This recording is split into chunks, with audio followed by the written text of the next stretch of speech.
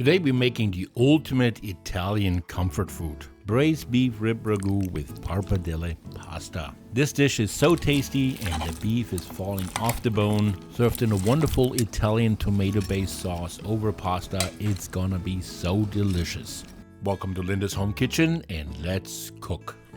So first we're gonna get started preparing some ingredients for the sauce. Most Italian sauces and soups require a sofrito. The sofrito will supply the base flavor of the sauce, and it usually contains celery, onions, and carrots sauteed in olive oil. Okay, let's dice 1 or 2 stalks of celery. I don't know if that's an urban myth. I think I read somewhere that it takes the body more calories to digest celery than the actual calorie count in celery. Meaning you could eat celery all day long and end up with a negative calorie count for the day. What a cruel joke by evolution, because I absolutely hate eating raw celery. Why can't the same be true for chocolate? If that would be the case, I would have a 6-pack by now. Next we need to peel 2 carrots and then we need to dice them. And we want to end up with relatively small pieces. And to do so, Linda cuts the carrots in thirds first. And then she cuts them in half lengthwise. And then she strips them before she dices them. And that's a pretty tedious process. I feel like Linda would know if there's an easier way to dice carrots. I certainly don't, because I'm just a goofball holding the camera and yapping about her cooking. If you know a better way how to dice carrots, please share it in the comments. I think a lot of people, myself included, would be interested to read about it. Okay, next we're gonna peel and dice 1 onion. At least dicing an onion is much easier than dicing a carrot. You just cut it in half. And you make a couple horizontal slices, a couple vertical slices. And then when you cut the onion from the top down, you will notice that you get evenly nice small pieces. And of course, for a good Italian sauce, we need some garlic. I'm gonna crush 6 cloves of garlic. Crushing it makes it easier to work with and activates the flavor in the garlic right away. So now comes the fun part. We're preparing our beef short ribs, 3 pounds of them, bone in. First we pat them dry with a paper towel. Then we season it with a lot of kosher salt. We're also gonna season them with black pepper. As you can see, we put a lot of pepper on it and a lot of salt so that the ribs are almost completely covered in the seasoning. And then we turn them around and we repeat the process on the other side. Next we add half a cup of all-purpose flour to a bowl. And then we roll the short ribs in the flour until it's fully covered on all sides. We could have saved a step by seasoning the flour with salt and pepper, but I feel like you have a little bit more control how much seasoning goes on the beef by doing it the way we did it. Anyways, the flour helps us to brown the short ribs and make them crispy when we sear them in our Dutch oven. So next we put 3 tablespoons of vegetable oil in our Dutch oven over medium-high heat. And once the oil is hot, we're gonna add 2 of our short ribs to the Dutch oven. We're gonna brown them well on all sides. So let's turn them over.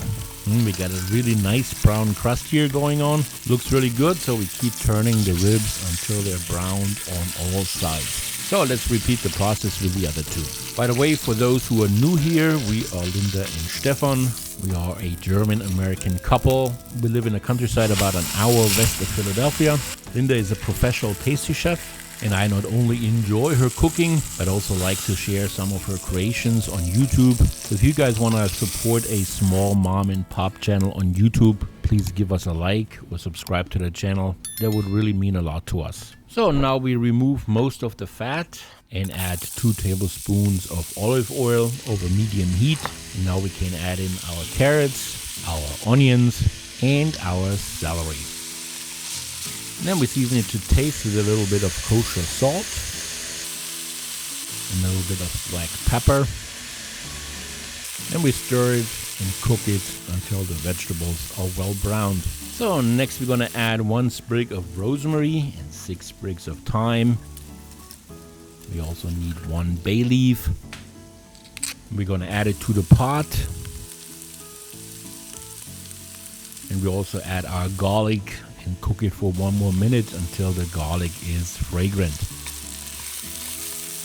So next we're gonna add 6 ounces of tomato paste. And we stir that in until all the vegetables are coated, and we cook it for another 2 to 3 minutes.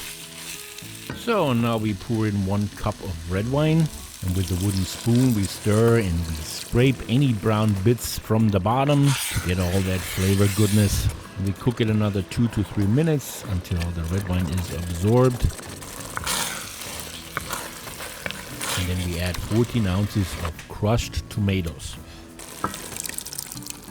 So now we add 2 cups of beef broth, and we stir the broth in, and now we are ready to return the brown short ribs to the sauce.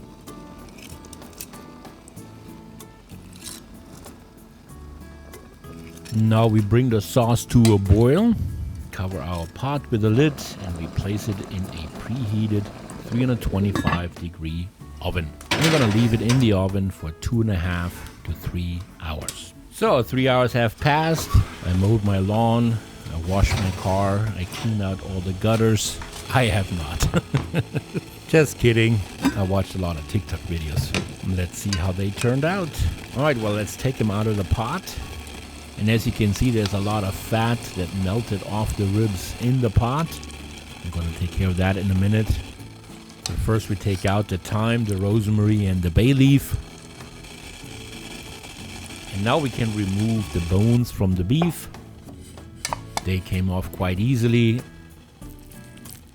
Now we shred the beef with our tongues in a fork. And finally we're gonna remove the excess fat in the pot. Obviously fat is good for flavor, but there's way too much fat in the sauce. So the easy part is cooking the pappardelle pasta. We make about 1 pound of it. That's probably enough to have a good amount of leftovers for the next day as well. And while the pasta cooks, we're gonna return the meat to the pot. And we stir it back into the sauce. And now we add half a cup of heavy cream. Next we add half a cup of Parmesan cheese. Now before the food police comes after us, I am aware this is not grated Parmigiano Reggiano, which would have been the preferred choice, but we didn't have any in the house, so we used the next best thing, and it still turned out great. So we stir in the cheese and let it cook for a little bit longer, and in the meantime we can take care of our pasta. Now we can add the pasta right on top of the sauce, and we stir it really well so that the pasta is fully covered with the sauce. You can really hear how thick that sauce is. Awesome.